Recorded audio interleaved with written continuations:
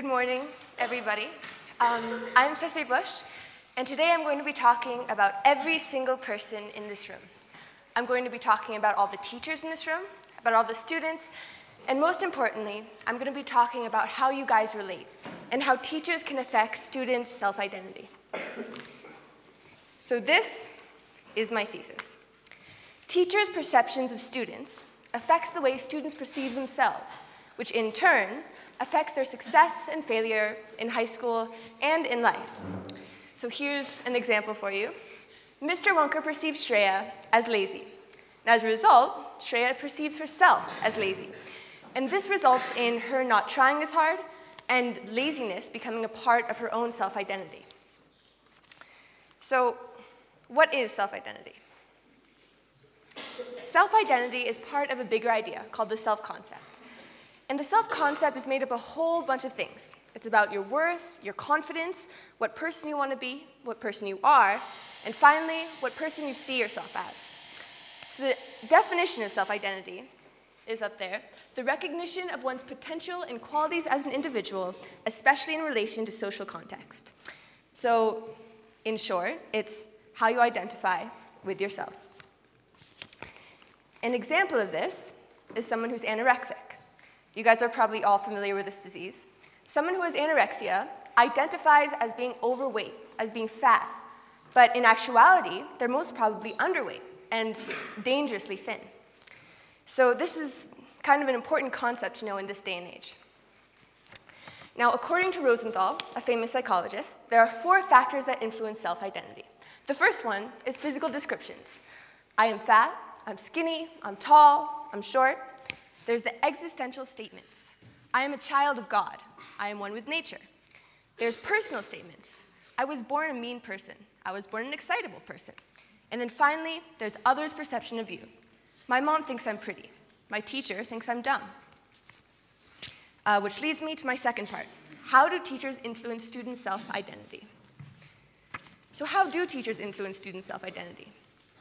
To look at this, there's an important experiment we need to look at, and this is Rosenthal's IQ experiment. Now, in this experiment, he had a group of students, and he randomly assigned one group of students to bloomers and another group of students to non-bloomers. And then he told the teachers, he said, hey, the bloomers are the geniuses of the class. They are going to see an increase in their IQ, and they're going to become really smart in the next couple months.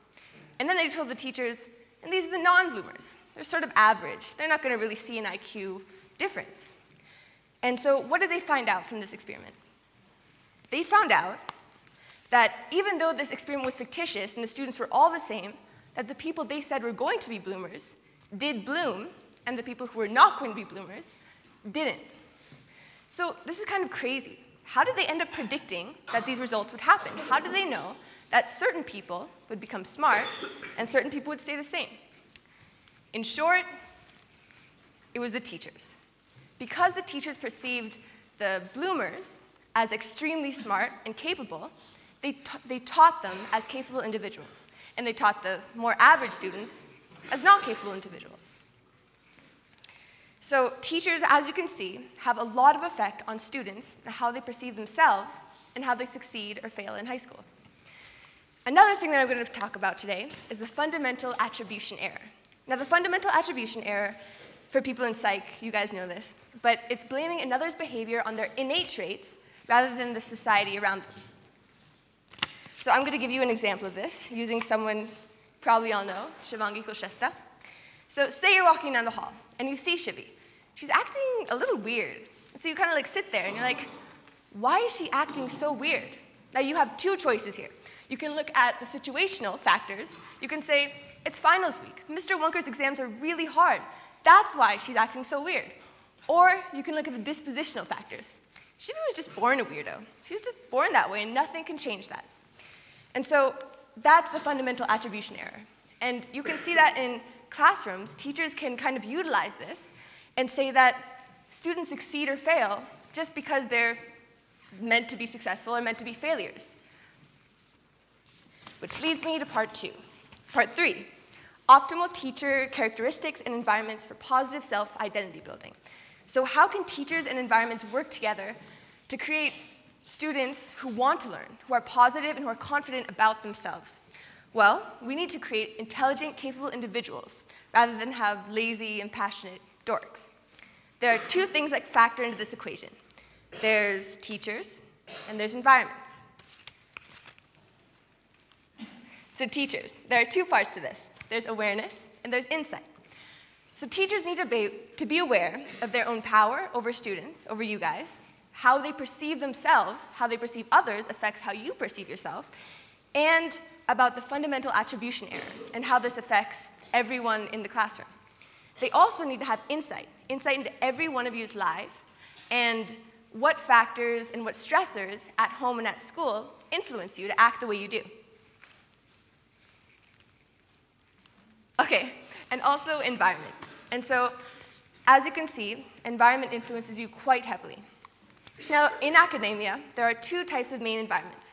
There's the custodial environment, which is focusing on order, stereotyping, grouping, and then there's the humanistic environment, which focuses more on democracy and individuality. And you guys all know this environment, because that's what we're in. And so, in public schooling, this is a clear example of custodial environment. They're just trying to educate the masses. And in homeschooling, alternative schooling, private schooling, it's often that they're trying to focus on the individual and how they learn. And so I want to leave you with a question. This is my conclusion. I want to leave you with a question. And it's a pretty simple question. You guys have probably all thought about it before. It's, who are you? And when you think of your self-identity, do you think of yourself as a mean person, a nice person, a dumb person, a lazy person? And is this self-identity that you've created for yourself, is it a result of this, or is it a result of this? Thank you.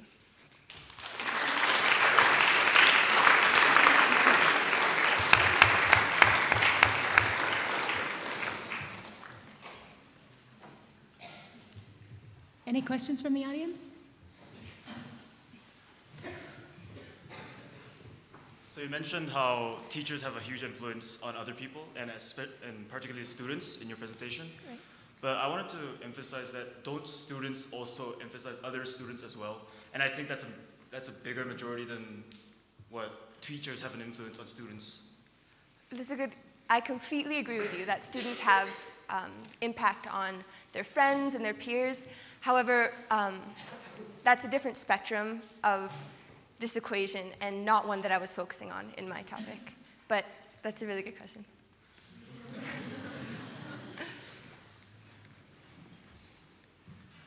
As a teacher, how can I distinguish between a fundamental attribution error and a legitimate learning disability, for example? I'm sorry? Can you? You know, you talked about the fundamental attribution error, but we also have learning disabilities, right? Where students, you know, are having trouble. There seems to be a tension between those two. How can I, as a teacher, maybe reconcile? Right, right. Well, I would say that, again, this has to do with kind of, let me go back, how teachers should react to this, that they should have insight into their students' life, into how their students are doing in other classes, and to kind of general stressors so you can see the difference between someone who is seriously having a learning disability in your class, in other classes in school, or someone who's just stressed out because their parents got divorced, stressed out because they're having a huge test in psychology on Monday. And I think that this is something that Woodstock takes very seriously because they're always talking with each other about which tests are soon, which quizzes are soon, and they make sure that they don't overlap with each other, and I think that's a really big part of it. I agree with everything that you said. My question is for students who find themselves in a classroom with a teacher who is not the right kind of teacher, which is going to happen, especially as you go to college. Right. Is there anything that you would recommend that students can do to kind of help themselves when they're in a situation where they have a professor or a teacher who isn't aware, who doesn't have this insight, who doesn't care, but so that they can still be successful even when it's not an optimal environment? Right. Well, I think, again, if the teachers are failing to provide that awareness and that insight, that the students should and have to take it upon themselves to provide that awareness for themselves and to know that my self-identity is not just me, that the teachers have a big influence on me, and that I can choose to follow that and to become the lazy, dumb person they think I am, or I can choose to see myself as an individual who can fight for what I feel passionate about. Great, thank you, Setse. Thank you.